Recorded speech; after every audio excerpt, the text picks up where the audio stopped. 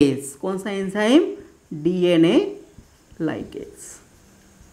ठीक है, DNA ligase ये एंजाइम। डीएनए लाइगेज का काम क्या है? लाइगेज ये स्टिक करता है, जैसे ये एक स्ट्रक्चर है, ये दूसरा स्ट्रक्चर से, दोनों को मुझे कंबाइन करना है, ज्वाइन करना है, जैसे फेविक्विक से हम ज्वाइन करते हैं ना, उसी प्रकार this is the two molecules are join with each other.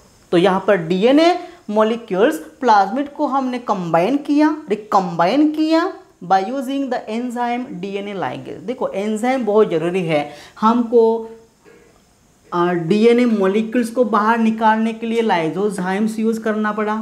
Lysozymes क्या करता है? इस सेल को डिस्ट्रॉय करके वहाँ से जेनेटिक मॉलिक्यूल्स बाहर निकलेगा।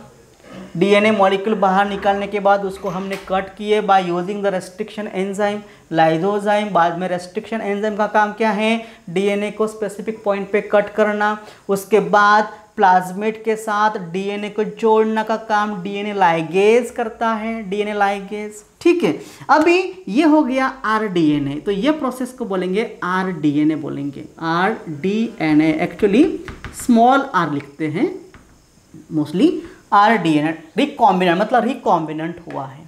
ठीक है, अभी रिकॉम्बिनेंट होने के बाद now this structure now insert into the host cell. अभी होस्ट सेल मतलब हम इसको भी ले सकते हैं या फिर दूसरा बैक्टीरिया लो, दूसरा कोई बैक्टीरिया ले। मोस्टली ई कोलाई बैक्टीरिया यूज होता है, ई कोलाई बैक्टीरिया। इस ई कोलाई बैक्टीरिया का ये उसका पर्टिकुलर जेनेटिक मटेरियल है।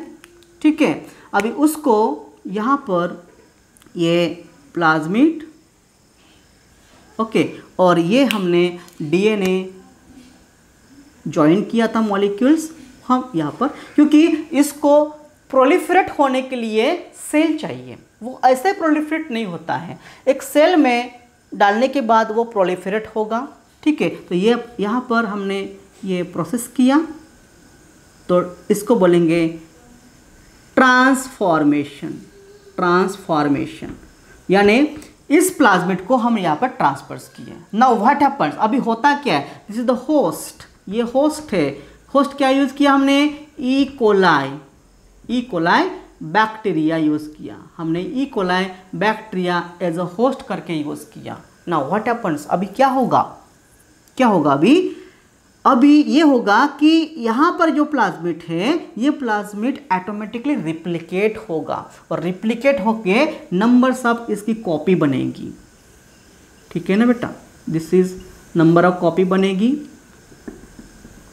ठीक है, यहाँ पर ये है प्लाज्मिड। तो यहाँ पर देखो अभी एक इंसुलिन जो जीन था, डीएनए था जीन, वो 2 बन गए। उसके बाद ये 2 बनाएगा मल्टीपल कॉपीज, ये 2 मल्टीपल कॉपीज बनाएगा। तो इसी प्रकार हम अब क्या कर सकते हैं? इसको एक्सट्रैक्ट कर सकते हैं, एक्सट्रैक्ट, और एक्सट्रैक्ट करके हम बहुत सारा इंसुलिन को स्टोर करेंगे। यहाँ पर एक्सट्रैक्शन करके ऐसे बहुत सारा इंसुलिन को हम स्टोर कर सकते हैं। यानी एक जीन मॉलिक्यूल लेके विच ओनली स्पेसिफिक जीन लिया हमने, जो इंसुलिन प्रिपेयर कर रहा है, वो इंसुलिन प्रिपेयर करने वाला जीन हम प्लाज्मिड के साथ बाइंडिंग किया, उसको होस्ट सेल में इंसर्ट कर दिया। उसके बाद वो रिप्लिकेट हो रहा है, और रिप्लिकेट होकर नंबर ऑफ कॉपीज तैयार कर रहा है, और नंबर ऑफ कॉपीज तैयार करके यहाँ पर हमको इंसुलिन मिलेगा। This is the insulin use in a biological process, like human body में हम यूज़ कर सकते हैं उसको, ताकि जो डायबिटिक वाले पेशेंट्स हैं उनका अगर ब्लड शुगर बहुत सारा बढ़ गया है तो उसको कंट्रोल करने के लिए, ब्लड शुगर को नॉर्मल लाने के लिए इंसुलिन बहुत ज़रूरी होता है। Because insulin is a hypoglycaemic agent है, हाइपोग्लाइसेमिक प्रोटोप्लाज्म है, तो उसको हम ब्लड शुगर को कंट्रोल करने के लिए इंसुलिन यूज़ करते हैं। तो वो सारे मेडिकल स्टोर में इंसुलिन भी मिलता है, तो इस प्रकार का इंसुलिन हम स्टोर। पहले क्या था? पहले डॉग के पैनक्रियास से, ठीक है, पिग के पैनक्रियास से इंसुलिन निकालते थे, एक्सट्रैक्ट करते थे। लेकिन होता क्या है प्रॉब्लम? तो डॉग, पिग, ओके, ये अलग स्पेसीज है, ह्यूमन बीइंग अलग स्पेसीज है। तो जब उनके पैंक्रियास से इंसुलिन एक्सट्रैक्ट करते उसको प्यूरिफाइड करके ह्यूमन बॉडी को देते हैं, तो डेफिनेटली उसके कुछ साइड इफ़ेक्ट होते थे।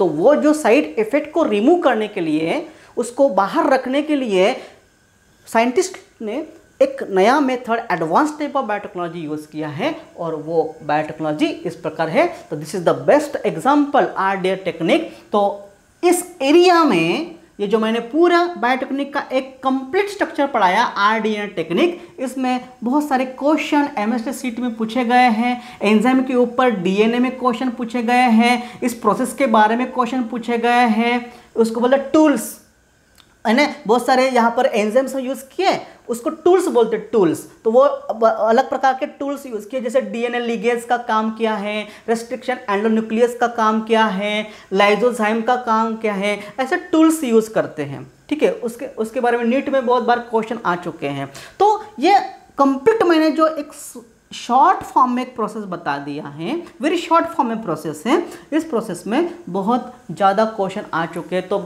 तो बच्चों इसको स्किप नहीं करना है। तो इस नीट के क्वेश्चंस आपको करना है, बिल्कुल इसको बार बार देखना है इस वीडियो को, और इस वीडियो को देखने के बाद इसको पूरा लर्न करना है, इस एंजाइम को लर्न करना, और आपके नीट के क्वेश्चन बिल्कुल और MST क्वेश्चन बिल्कुल क्लियर हो जाएंगे। Thank you.